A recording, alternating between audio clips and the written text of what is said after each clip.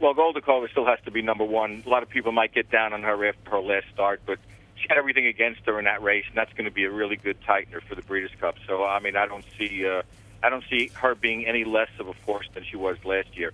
I'm really high on my number 2 horse, Zastinto, who was a very, very good second in the Queen Elizabeth II Stakes to Rip Van Winkle, who's probably the best miler in Europe, who's going to be running in the Classic. And yeah, the race, so obviously you're watching it. And if you watch him, he puts a real scare in Rip Van Winkle. He pulls right up alongside him, looks like he's going to beat him.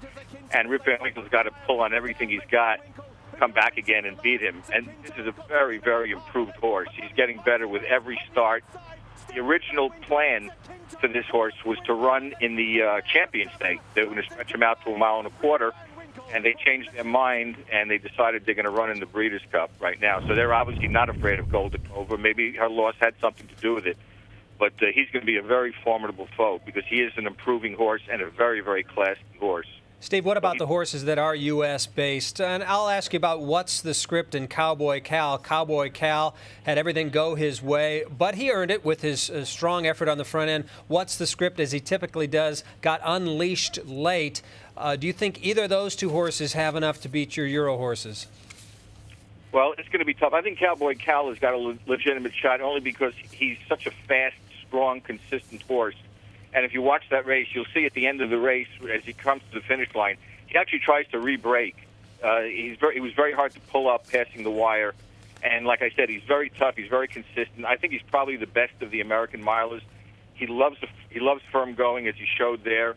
He was no match for Just Enough Humor going longer on the softer courses back east, but he's going to love it out there. You probably don't want to see him on the lead. That's not really his style. I think he's best as a stalker. So I think he's going to be the horse that the Europeans would have to contend with the most.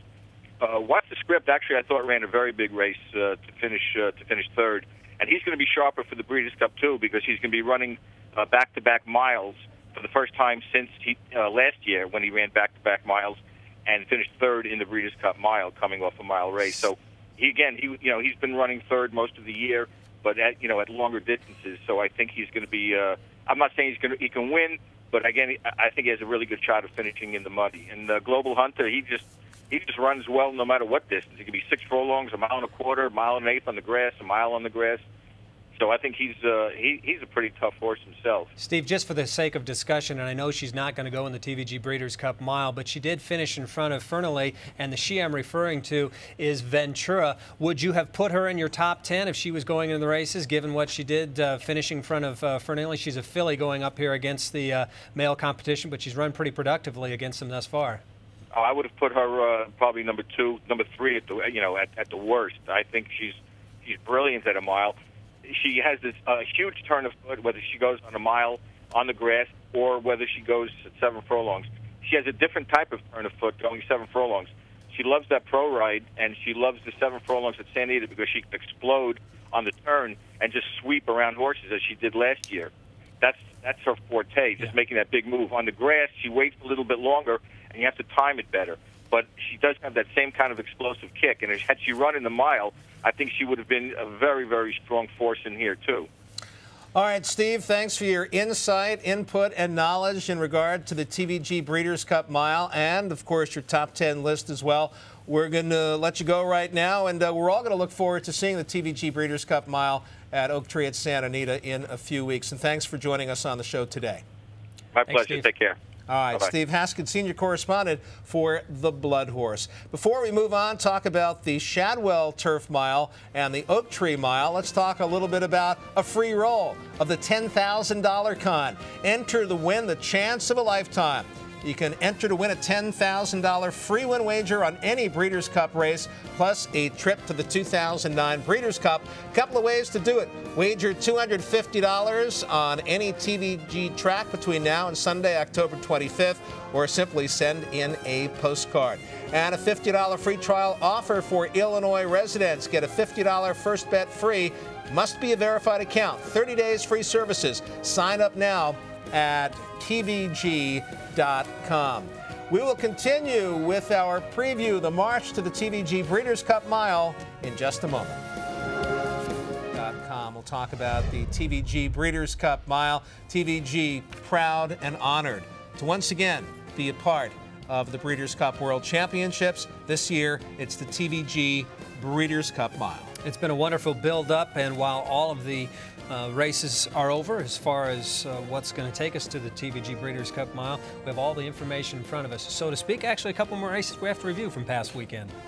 All right, so possibly, according to Steve Haskin, Courageous Cat might head to the TVG Breeders' Cup Mile from the Jamaica Handicap, which we saw at the top of the show, but there were a couple of other very big races, one in Kentucky at Keeneland, the Shadwell Turf Mile, and out here, the Oak Tree Mile. And we're going to start in the Bluegrass at Keeneland in Kentucky with Saturday's Shadwell Turf Mile. And for more on that, we go to the woman that we affectionately know as our Kentucky correspondent, Michelle Yu. Michelle, how are you? Great, thanks guys. It was Fall Stars weekend this weekend at Keeneland, and there are 5 graded stakes on Saturday, and leading the way was the Shadwell Turf Mile. A grade 1 race, a win in your in race for the Breeders' Cup, and it had everything I really wanted to see in a Breeders' Cup prep. We had several really good horses coming in, including Just Enough Humor, who is seeking his 7th straight. He went off as the 7-2 favorite. Then there was also Mr. Sydney, who had won the Maker's Mark Mile in the spring over the same turf course. And my pick was Court Vision. He went off as the 3rd favorite at 9-2. Let's take a look at the race. And they're off in the Shadwell Turf Mile. Tis Deja Vu comes out running for the lead. Corellian there toward the inside. These two come to the front together. Battle of Hastings gets away running 3rd. Mr. Sydney 4th down toward the inside. Court Vision moves up from 5th on the outside. Stirwins is 6th. Then the late running Just Enough Humor, who's 7th and last, moving midway on the first turn. Corellian is the leader. Corellian over the soft going leads it by a length and a half onto the backstretch. Tis Deja Vu 2nd, 3 parts of a length. Battle of Hastings 3rd toward the inside, flanked by Court Vision. Mr. Sydney moves out in the center of the course, 4 lengths off the lead. Break of 3 more back to Stirwins, and Just Enough Humor is last. 25-2 was the time for the opening quarter mile. Corellian is the leader by nearly 2 lengths at the midpoint of the back stretch, and is tracked closely now by Tis Deja Vu with Battle of Hastings there in 3rd down toward the inside. Court Vision 4th on the outside, gap of 2 to Mr. Sydney, 3 more to Stirwins. Just Enough Humor is still the trailer into the far turn. The half in 50 2/5 seconds. Corellian sets the pace, and Corellian still leads it by 2 lengths. Tis Deja Vu is 2nd, just over a quarter mile to come. Court Vision is 3rd. Mr. Sydney, Battle of Hastings, break of 5 to Stirwins. Just Enough Humor, that 6-race win streak is on the line. He's last off the far turn. He's on the outside. He's 7 lengths off the lead of Corellian. Final furlong, Court Vision coming after Corellian. Mr. Sydney trying to get untracked on the far outside. Final furlong of the Shadwell Mile. Corellian is stubborn. Court Vision is right there on the outside. Corellian, Court Vision, side by side, all the way down to the wire. Court Vision, Corellian, head-bobbing photo finish for the win. So it was Court Vision coming off a short layoff. He had a health issue earlier in the year, and he came back with a couple bullet works and rolled back to a mile. Looked really, really great. Hit 11.60 for the win. Corellian was a long shot that came in 2nd. He was really, really game to hold on there. He was coming off a year-long layoff. And of the top 3 finishers, all 3 will be pointed towards the Breeders' Cup. I did speak to both Michael Ivarone and Rusty Arnold this week, and Michael Ivarone said that Court Vision is sitting on a huge race to look for him to be a very, very good horse in the Breeders' Cup Mile. And I did speak with Rusty Arnold about Corellian. He said his horse ran a monster effort, and he was exactly what he expected. They're going to aim towards the Breeders' Cup Mile, and hopefully they'll get in. If they don't, they'll look for something else. Mr. Sydney is also going to be aiming towards the Breeders' Cup Mile, and Just Enough Humor is going to be coming back if Sheikh Maktoum says he has a chance there. We'll see. It was soft turf, didn't do him very well, but they definitely won't be running into soft turf at Santa Anita. That's it for your Kentucky report, guys.